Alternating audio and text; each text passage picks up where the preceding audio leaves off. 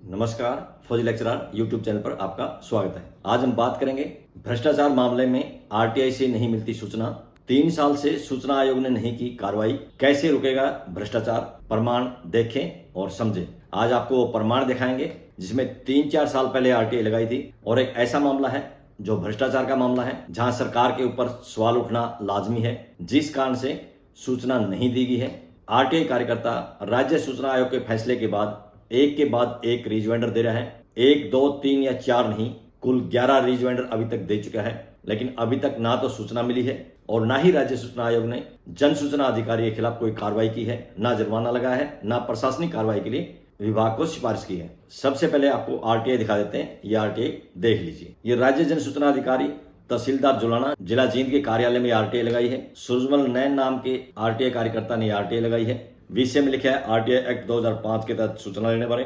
इस आरटीआई में कुल 4 बिंदुओं पर सूचना मांगी गई थी, लेकिन पहले बिंदु की सूचना नहीं मिली है, इसलिए हम पहले बिंदु की ही बात करेंगे। पहले पॉइंट में पूछा गया है, जुलाना तहसील में जुलाई 2017 में खराब हुई खरीफ फसल का मुआवजा वर्ष 2018 में वितरित किया गया था। जुलाना तहसील में आरटीजीएस द्वारा वितरित किए गए सभी गांवों के इस मुआवजे की खाता नंबर को कवर करके आरटीजीएस के सभी पेजों की सत्यापित प्रतियां चाहिए। खाता नंबर कवर करने के लिए इसलिए लिखा है क्योंकि खाता नंबर किसी का व्यक्तिगत जानकारी होती है, वो आरटीआई के दायरे में नहीं आता है, इसलिए आरटीआई कार्यकर्ता ने पहले ही ये लिख दिया है खाता नंबर कवर करके आरटीजीएस के जो पेज हैं उनकी कॉपी दी जाए, ताकि ये पता लगा जा सके कि जिसकी फसल खराब हुई थी उसको मुआवजा मिला है या नहीं, या कहीं ऐसे व्यक्ति को मुआवजा तो नहीं मिल गया जिसकी फसल खराब ही नहीं हुई थी और उसको मुआवजा दे दिया गया है। नीचे इसकी तारीख देखेंगे 22/11/2021, यानी लगभग 3.5 साल हो चुके हैं और अभी तक इस बिंदु नंबर 1 की सूचना इस किसान को नहीं मिली है। सूचना नहीं मिलने पर इस किसान ने फर्स्ट अपील डीसी जींद के कार्यालय में लगाई, लेकिन वहां से भी सूचना उपलब्ध नहीं करवाई गई, जिस कारण से इन्होंने सेकंड अपील राज्य सूचना आयोग हरियाणा के पास लगाई और राज्य सूचना आयोग हरियाणा ने उनकी सेकंड अपील को स्वीकार करते हुए संबंधित पार्टीज को नोटिस जारी कर दिया था। अब ये राज्य सूचना आयोग का नोटिस देख लीजिए। ये राज्य सूचना आयोग हरियाणा की तरफ से नोटिस जारी किया गया है। इसमें अपील नंबर है 3633/2022। नोटिस जो जारी किया है एसपीआईओ कम तहसीलदार जुलाना को और प्रथम अपील अधिकारी डीसी जींद को ये नोटिस जारी किया गया है। यहाँ आरटीआई की डेट देखिए 22/11/2021, जो अभी हमने आपको दिखाई थी। इसमें जो फर्स्ट अपील लगाई गई थी वो 30/12/2021 को लगाई गई थी और जो सेकंड अपील लगाई गई है वो 28/2/2022 को लगाई गई थी और इस केस की जो सुनवाई के लिए तारीख दी गई थी वो 12/7/2022 को सुबह 11 बजे तारीख निर्धारित की गई थी। लेकिन इस नोटिस के बाद भी राज्य जन सूचना अधिकारी ने सूचना उपलब्ध नहीं करवाई, जिस कारण से किसान ने रिजवाइंडर राज्य सूचना आयोग हरियाणा के पास भेज दिया था और उसके बाद 12 जुलाई 2022 को राज्य सूचना आयोग ने सुनवाई करके अपना फैसला दे दिया था। अब आप ये राज्य सूचना आयोग का फैसला देख लीजिए। ये राज्य सूचना आयोग हरियाणा का फैसला है। अपील नंबर जो भी नोटिस में दिया था 3633/2022, सुनवाई की तारीख है 12/7/2022, जो भी नोटिस में आपको दिखाया गया था। यहाँ नीचे आके आप देखेंगे ऑर्डर में लिखा है जो सेकंड अपील थी 28/2/2022 और आरटीआई की एप्लीकेशन जो 22/11/2021 को थी, उसके बारे में फैसला दिया गया है। अब इसका अगला पेज दिखा देते हैं, अगला पेज देख लीजिए। सभी पक्ष सुनने के बाद राज्य सूचना आयोग ने यह निम्नलिखित फैसला दिया है। इसके पहले पॉइंट के अनुसार आरटीआई कार्यकर्ता को निर्देश दिए हैं कि आपको जो सूचना उपलब्ध करवाई गई है उस सूचना को दोबारा से ध्यान से देखिए। उस सूचना में जो कमी रह गई है जो आपने आरटीआई लगाई थी, इस फैसले की कॉपी मिलने के बाद 15 दिन के अंदर रिजवाइंडर देना है। दूसरे पॉइंट में लिखा है जब आरटीआई कार्यकर्ता रिजवाइंडर देगा, अगर कोई सूचना कम रह गई है तो उसके बाद जन सूचना अधिकारी उसको वो सूचना उपलब्ध कराएगा जो अभी तक उपलब्ध नहीं करवाई जा चुकी है। यानी आरटीआई में जो सूचना मांगी थी जो बाकी रह गई वो उपलब्ध करानी है और कितने दिनों के अंदर, 2 वीक के अंदर ये सूचना देने के लिए निर्देश दिए गए हैं। तीसरे पॉइंट में कमीशन ने लिखा है अगर इस आदेश की कंप्लाइंस नहीं की गई, यानी इस आदेश को अगर नहीं माना गया, तो जो जन सूचना अधिकारी है उसके खिलाफ आरटीआई एक्ट की धारा 20 के प्रावधान अनुसार जुर्माने की कार्रवाई की जाएगी। और यहाँ नीचे डेट देखेंगे 12/7/2022, यानी 12 जुलाई 2022 को ये फैसला आ गया था और उस किसान को अभी तक सूचना नहीं मिली है। अब उस किसान का रिजवाइंडर दिखा देते हैं जो उन्होंने इस फैसले के पास भेजा था। ये रिजॉइंडर देख लीजिए। ये राज्य सूचना आयोग हरियाणा को लिखा है। पुराने वाला एड्रेस है जो राज्य सूचना आयोग का पहले वाला एड्रेस था। यहाँ विषय में इसमें दूसरा रिजॉइंडर लिखा है, क्योंकि पहला रिजॉइंडर सुनवाई से पहले दे दिया गया था। केस नंबर वही 3633/2022 है। यहाँ इसमें नीचे देखेंगे केस नंबर का हवाला दिया है 3633/2022 का। इसकी जो सुनवाई हुई थी 12/7/2022 को हुई थी और उसके अनुसार तहसीलदार जुलाना को बिंदु नंबर 1 की सूचना उपलब्ध करवानी थी।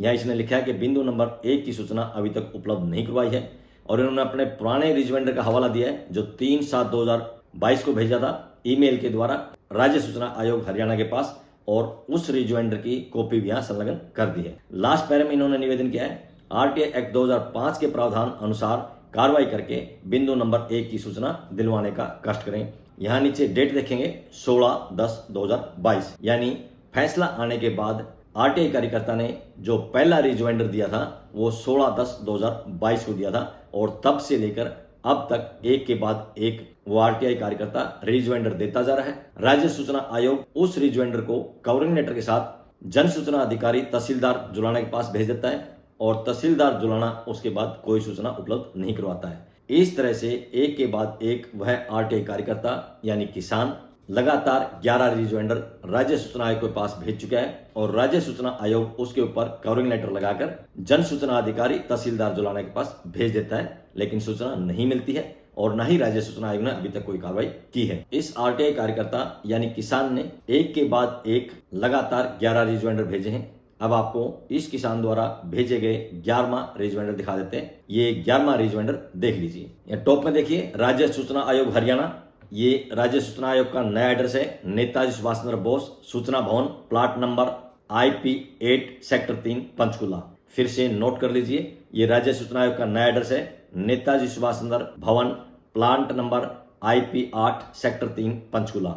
यहाँ विषय में दिया है 8वां रिजॉइंडर, केस नंबर 3633/2022 और यहाँ इसका हवाला देते हुए केस नंबर का 3633/2022 का, जिसका फैसला राज्य सूचना आयोग ने 12/7/2022 को दिया था और इसके अनुसार तहसीलदार जुलाना ने सूचना उपलब्ध नहीं करवाई है और यही किसान ने लिखा है कि बिंदु नंबर 1 की सूचना अभी तक उपलब्ध नहीं करवाई है। इस रिजॉइंडर के अंत में आरटीआई कार्यकर्ता यानी किसान ने राज्य सूचना आयोग से निवेदन किया है आरटीआई एक्ट 2005 की धारा 20 के सब पॉइंट 1 के प्रावधान अनुसार कार्रवाई करके सूचना दिलवाने का कष्ट करें और यहाँ नीचे तारीख देखेंगे 31/1/2025। इस तरह से किसान एक के बाद एक रिजॉइंडर भेजता गया और कुल 11 रिजॉइंडर भेज चुका है, लेकिन अभी तक राज्य सूचना आयोग ने ना तो तहसीलदार जुलाना पर जुर्माना लगाया है, ना ही प्रशासनिक कार्रवाई के लिए विभाग को लिखा है और ना ही बिंदु नंबर 1 की सूचना उपलब्ध करवाई है। किसान द्वारा भेजे गए इन रिजॉइंडर को कवरिंग लेटर के साथ राज्य सूचना आयोग तहसीलदार जुलाना के पास भेज देता है और तहसीलदार जुलाना उसके बाद भी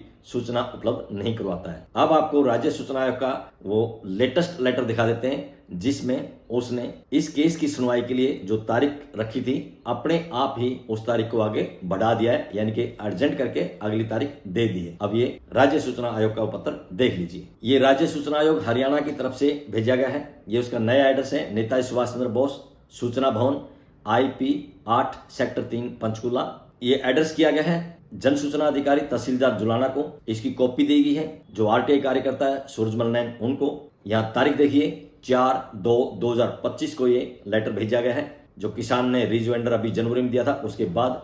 और यहाँ सब्जेक्ट में लिखा है SCN नंबर 27/12/2024, यानी शो कोज नोटिस दिया है ये 27/12/2024 में। किस मामले में? जुर्माना लगाने की कार्रवाई करने के लिए। और ये केस का अपील का नंबर दिया है 3633/2022। यहाँ इसकी जो तारीख निश्चित की गई थी सुनवाई के लिए पहले 4 फरवरी 2025 की गई थी और अब राज्य सूचना आयोग ने इसको अपने आप ही तारीख को आगे बढ़ा दिया है और अगली तारीख दी है 29/5/2025। टाइम दिया है सुबह 10:40। यानी 11 रिजॉइंडर भेजने के बाद भी आरटीआई कार्यकर्ता के हाथ खाली हैं।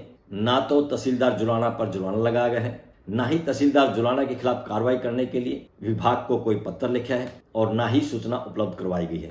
इस तरह से 11 रिजॉइंडर भेजने के बाद भी अगर राज्य सूचना आयोग का रवैया इतना नरम रहेगा फिर सूचनाएं कैसे मिलेंगी, खासकर भ्रष्टाचार के मामले में। जब भ्रष्टाचार के मामले में सूचना मिलेगी ही नहीं तो शिकायत कैसे करेंगे, और शिकायत करने पर भी कार्रवाई नहीं होती है, लेकिन यहाँ तो सूचना ही नहीं मिल रही है। तो इस तरह से सरकार यही कह सकती है कि हमारे शासनकाल में भ्रष्टाचार हुआ ही नहीं।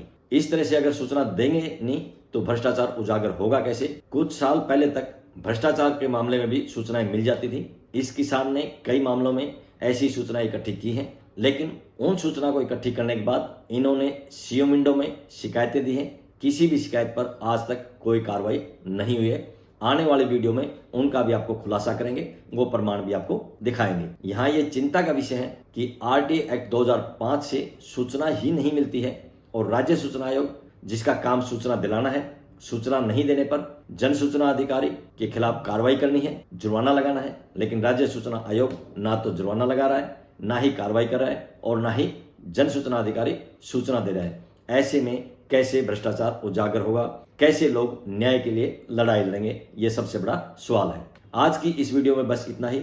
वीडियो पसंद आई है तो लाइक कीजिए, दोस्तों के साथ शेयर कीजिए। इसी तरह की वीडियो देखने के लिए चैनल को सब्सक्राइब कीजिए। बहुत बहुत शुक्रिया, धन्यवाद, जय हिंद।